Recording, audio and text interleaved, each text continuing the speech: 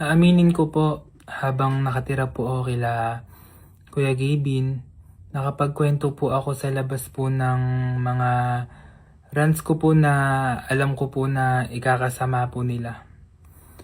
Na may ginagawa po akong hindi katanggap-tanggap at hindi akma po at makakasira po sa reputasyon po ng kanilang pamilya at sa Kampinpin po.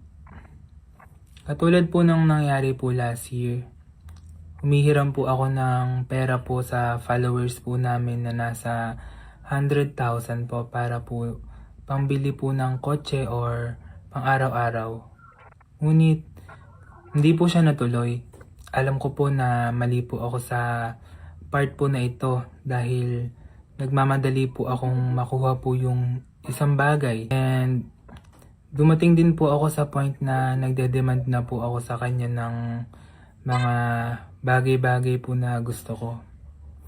May mga followers po kasi kami na nagpapadala po minsan ng pamerienda pag natutuwa po sa live at nagte-take advantage na po ako sa part na yun dahil may nakukuha po ako.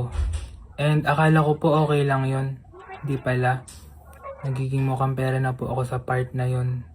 At hindi ko po pinaghihirapan po yung mga bagay-bagay na hindi ko po naisip kung ano po yung magiging reaction po nila kuya.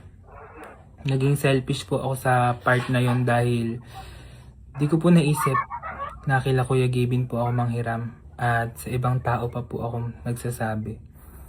Nakakahiya po pero di ko po naisip na madadamay po yung name nila kuya dahil sa kanila po ako